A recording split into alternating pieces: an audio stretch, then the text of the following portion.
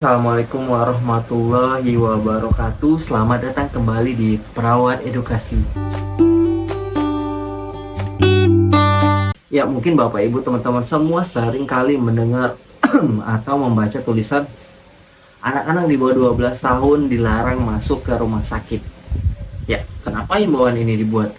Bahkan ya, saya itu kan jaga di IGD. Bahkan banyak sekali saya melihat perdebatan antara orang tua dan security yang melarang anaknya dibawa masuk ke dalam rumah sakit. Padahal tujuannya adalah untuk kebaikan si anak tersebut. Dan saya juga sering menemukan ada pasien yang dirawat 3 hari, terus adiknya yang kecil datang ke IGD tempat saya jaga dengan keluhan demam. Saya tanyakan, kenapa Bu? Iya, 2 hari ini tidur di sini jagain kakaknya yang sakit. Lihat kan, anak yang harusnya ceria, sehat, dibawa ikut ke rumah sakit, taunya 2 hari 3 hari ke depan ikutan demam, ikutan sakit. Jadi memang tujuan dari himbauan itu dibuat memang agar si anak atau anak-anak yang kecil, anak-anaknya di bawah 12 tahun yang imunitasnya itu belum terbentuk sempurna tidak ikutan sakit. Jadi memang himbauan itu penting untuk dipatuhi. Banyak yang beralasan, iya ini di rumah tidak ada yang jagain kalau misalnya orang tuanya yang sakit. Ya balik-balik ke pribadi, kita mau anaknya tetap sehat atau anaknya beresiko sakit ketika ikut menjaga orang di rumah sakit. Namanya saja rumah sakit pasti banyak sekali bakteri, kuman, atau apapun itu yang bisa menjadi pencetus si anak ikutan sakit. Jadi memang penting sekali untuk orang tua agar bisa memahami maksud dan makna dari peraturan itu dibuat. Terus apakah tidak boleh membawa anak-anak ke rumah sakit? Ya tentu boleh, asalkan jelas kebutuhan atau keperluannya apa. Misal si anak mau berobat, si anak yang sakit, ya tentu kita harus membawanya ke rumah sakit. Bukan berarti si anak bisa dibawa untuk menjenguk orang tua, menjenguk kerabat yang sakit. Apalagi kadang itu bayi-bayi, ya ampun, saya berpikir, oh ini harusnya bisa istirahat saja di rumah, tidak dibawa ke rumah sakit atau dibawa kemana. Kenapa harus dibawa ke rumah sakit? Ya gitu alasannya, ya ini dia nggak ada yang jagain di rumah, terus ini dia rindu, ibunya rindu sama anaknya. Ya memang itu hal-hal yang manusiawi, tapi kan kita berpikir lagi, kita maunya anaknya tetap sehat atau anaknya mau ikutan sakit. Jadi ini memang sebuah pilihan yang mungkin akan menjadi pilihan yang sulit untuk orang tua apabila harus berpisah dengan anaknya.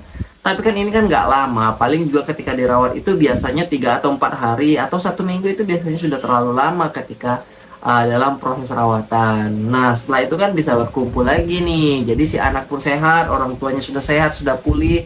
Jadi ketika bertemu dan berkumpul sama anaknya dalam keadaan sama-sama sehat. Jadi bukan ketika orang tuanya sehat, oh 2 hari kemudian anaknya jatuh sakit karena ikut terinfeksi nosokomial yang ada di rumah sakit.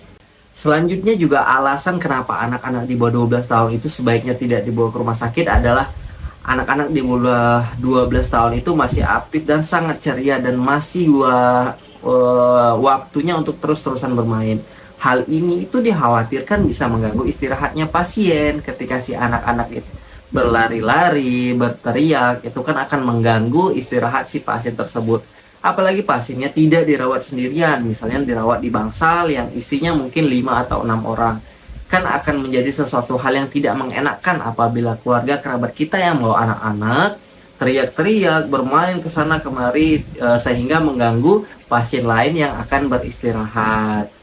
Nah, terus juga yang selanjutnya, rumah sakit itu tempat perawatan orang-orang yang sakit, bukan tempat berekreasi atau tempat kumpul keluarga. Sehingga ketika akan menjenguk pasien, menjenguk keluarga yang sakit, sebaiknya tidak terlalu ramai membawa anak-anak, karena ini yang terjadi mengganggu aktivitas yang ada di rumah sakit, bisa jadi mengganggu mobilitas petugas yang akan lewat-lewat, hilir mudik di situ, terus itu juga bisa mengganggu keluarga lain, bisa mengganggu pasien yang akan istirahat. Itu yang paling penting. Jadi memang hal-hal seperti ini tuh bisa dihindarin dan bisa dicegah, nggak lama, hanya beberapa hari saja. Jadi memang sebaiknya tidak dibawa ke rumah sakit karena alasan-alasan seperti itu. Terus juga kurangnya pemahaman tentang penyakit menular. Kadang itu ada anak-anak yang dibawa ke keluarganya yang mungkin batuk-batuk, ya batuk-batuk bisa jadi TB paru, mungkin dirawatnya di ruang isolasi, tapi tanpa minimnya pemahaman terkait penyakit menular,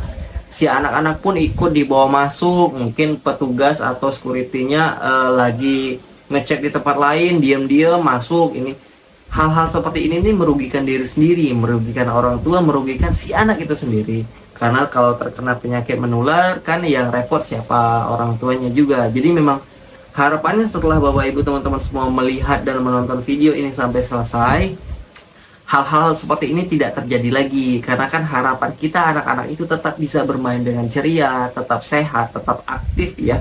Karena memang usia anak-anak itu usianya bermain. Ya, semoga video ini ada manfaatnya. Sampai jumpa di video selanjutnya.